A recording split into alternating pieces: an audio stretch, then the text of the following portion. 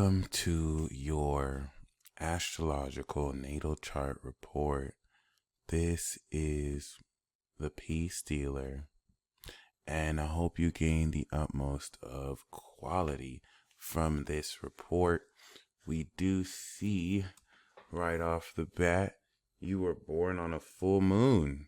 And so these eclipses are definitely activating and unlocking this, which you'll see coming into May to August of 2023, where we will accordingly have the eclipse in May and the transition of this into Libra, which is important because the South Node is going to unlock your rising, Pluto, Saturn. I didn't want to do this, but I am going to attach the Alien Construct article because it does count. If you want to read the instrument one for Uranus and Saturn, you can too, but I'm going to put Pluto here for sure. It's close enough. You can identify enemies, confront others with true courage. This pretty much gives you this X-ray vision, and with Saturn here too, you have this no-nonsense personality with Lilith. So you have your personality is also erotic too and sexual. And I want to be careful here because I say it's sexual and extreme here with Pluto, but you may not have any intention to be sexual, but people will still see you as like extremely sexual, like extremely erotic. And that's just the nature of how you move and express your masterful personality as the Libra rising artist. You're a master, powerful artist, activist, love goddess. These are the titles for Libra. And despite that, I feel like what this facilitates is now with the Scorpio sun so close to the AC, a pure identification of this transcendent aspect of your personality. I mean, it's so close that you can say they're basically conjunct, but coming after here literally links how you wear your spirit on your sleeve. I'm going to go in because this is masterful. This is very amazing. I'm not going to lie. For you to have Uranus on Mercury means that the nature of your brain is unconventionally pure. So Mercury and Scorpio will enable you near the second house to manifest wisdom. All right. And just to backtrack, what you and I both have in common is that we both have our sun that is ruled by the second house. Like my sun is in Gemini, but it falls in the first, even though the second house is after the sun, after the rising, right? So what that means is you have a second house sun because if we were using the whole sign system, this is second house sun. You have a second house sun that falls in the first house.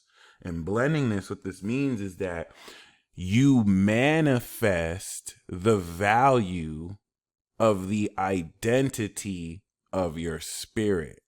It's literally like me being the peace dealer. The peace dealer is my brand and my image, but it's also my mask. It's also what I identify as, but it's really the brand that I manifest, right? So this is where you kind of link both of those. And this now represents a pure state of consciousness that you're able to manifest at will. The South Node has unlocked this more than ever.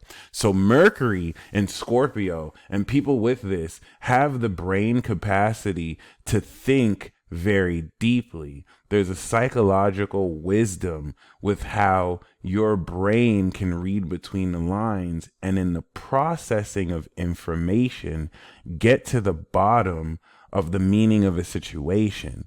It's just with Uranus here, unlike the process that with inductive or rather deductive reasoning, especially with your Venus and Virgo, which is a very rich aspect, by the way, the deductive reasoning that goes into Mercury and Scorpio's ability to deduce and analyze the information around it so that you can get to the bottom of the psychological nature of what you're processing.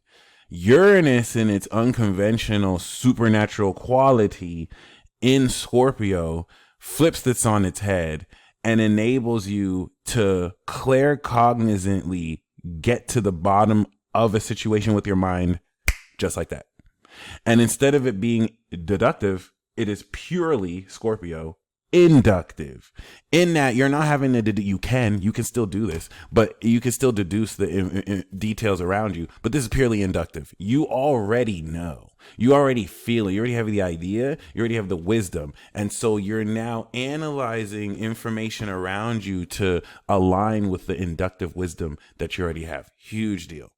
And this foregoes inductive and deductive reasoning, because your brain will, it's easy to doubt this, but you will be right all the time. And the reason why you have to approach this as a superpower, because there's nothing normal about this. I mean, according to science fiction, you don't even exist. I'm not even going to front. I'm going to give you the uranium power. It's not within 10 degrees, but it's in the same sign. So you can literally channel high frequency beings. But in its manifestation close to the second house, the way you actually make value is when you manifest this social element of wisdom for others. And as a social personality and spirit with an individual soul. Okay, so you're the individual social queen. But personally, in that your awareness and personality is social, but you stand on your own individual values that enable you to feel what other values people have and why you are already judging them. And don't worry, you're a judge of natural value and purity, so you're allowed to judge. But like personally, the Uranus aspect enables you at a social level to manifest this sense of wisdom at a social level that increases your income potential. And the reason why I have to say it like that is you literally paid me money, okay, so I can talk to you. That's it. We're working one-on-one, right? And so relative to that, this is quite literally the application of my second house Gemini. The way that I manifest second house is by communicating Gemini. Now, it's not Libra. I'm not socializing. I'm just communicating one-on-one, because Gemini is individual. So you have Scorpio in your second house. The way you manifest second house is Scorpio, wisdom. And Scorpio is social. So this gives you a higher income potential because you're not having to just deal with people one-on-one. You can manifest this socially towards others in a way that people are attracted to the wisdom you claircognizantly manifest. And now this opens up unconventional means of manifestation. Boom. That align with your brain just by thinking of it. Opportunities already start to come in. I have to once again reiterate, there's nothing normal about this. Like, this is entirely supernatural. So you don't even exist according to science. And once you kind of embrace that, channeling a higher frequency beings, connecting to the future, healing through astrology and all the gifts that are pretty much bestowed with this, now that this is unlocked more so, this really goes a long way towards how you deal with other people. Because your moon in Taurus on Chiron links natural healing with your soul.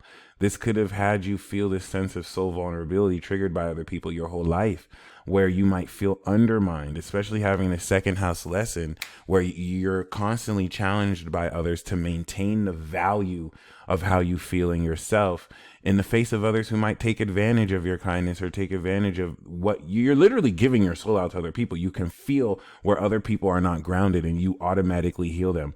But this also helps draw boundaries for you so that you don't have to be drained. See that moon in Taurus right there? It attracts energy vampires. Like, there's no way it doesn't. Moon in Taurus is exalted. It feels really good. I'm biased. I'm a moon in Capricorn. But like, it feels really solid and grounded. I've never met a moon in Taurus who isn't beautiful on the inside too. This is a soul queen aspect. And so what's very unique about this is that you understand the value of how to deal with others and other people. You can feel into that, and then you can heal it too.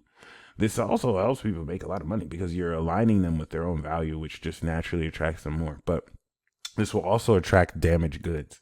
And it's not that they're damaged goods. It's just, this is the element of what you're reflecting, that now that you've cleared with the nodes, attracts more people through this eclipse who can actually match you. But with Uranus opposite this, you automatically know where to touch people to channel this claircognizant wisdom and pure energy, because you manifest pure energy through your spirit, to transform and heal people. This pure energy is converted into natural energy that you receive in with your soul, and you can receive others' natural energy too. So this to me looks like this very uncomfortable sense of body telepathy or body empathy, where you can feel other people's physical pain, but then also heal that too. Once again, that doesn't exist. Science barely has caught up to that. You know what I'm saying? So like, you're already advanced ahead of that. But we also see you have Neptune in Sagittarius. So you manifest the clairvoyant abilities that you have tied into your action ability. Mars and Sagittarius are usually athletic people, but it speaks to the adventurous quality of your desire that is linked with your intuition. Okay. Now, Jupiter, 29 degrees in the 12th house, huge deal. Huge deal. That's a guardian angel. That is the evolution of how masterfully you can analyze experiences. But in the 12th house, which is abstract, it's like you analyze the spiritual. And then, of course, you sort through the divine and how you live a divine, imaginative lifestyle. But 29 degrees being this master, 28 degrees with the equal sign that puts all your houses 28, speaks of the ability in tandem with Venus here to masterfully expand on how magical your grounded and practical perceptions and insights are.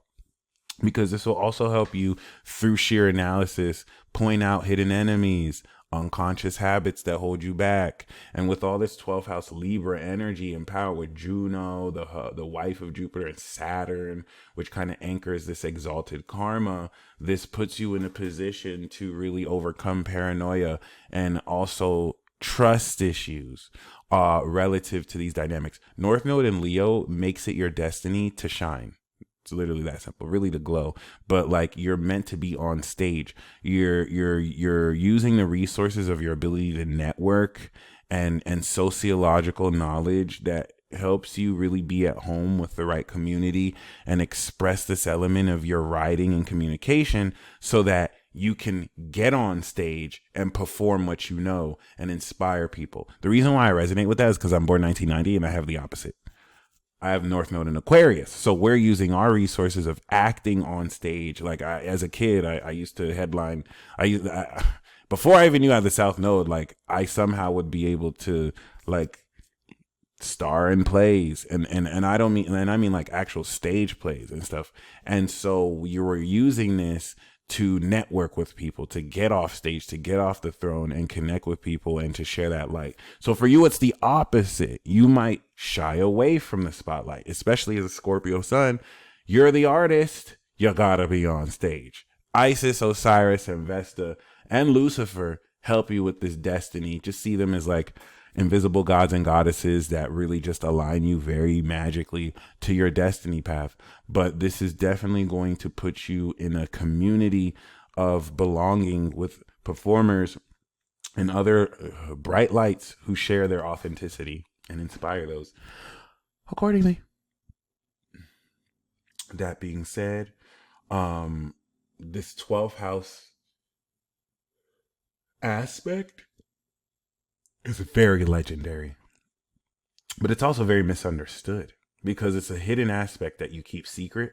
It represents hidden talents, especially people with Venus that falls in the 12th. Like, you might share some of your talents, but some people will never know, like, you're probably the most gifted singer ever, but you never share it. Like, it's common for a lot of Venus 12s, but it's also very spiritual.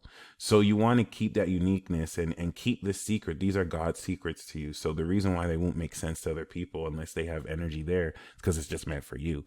But it definitely goes a long way to bring the powerhouse of these planets. I mean, you got the two biggest planets in the solar system, Jupiter, Saturn here, to really analyze with Virgo and direct with Libra, the masterful nature of what you're performing and expressing socially, so that this can, of course, extremely balance in alignment with integrity, how you express your personality as, of course, the artist, expressing this vibration of natural purity. You stay blessed as always, Sophia. Thank you so much for your patience. I definitely do look forward to your feedback, and I hope you enjoyed this reading. As the nodes leave Scorpio, this is going to unlock your spirit before it unlocks your personality and enables you to express so much more of yourself despite being inhibited by social environments that didn't allow you to fully be yourself. But now you can break through that and take your power back. Peace.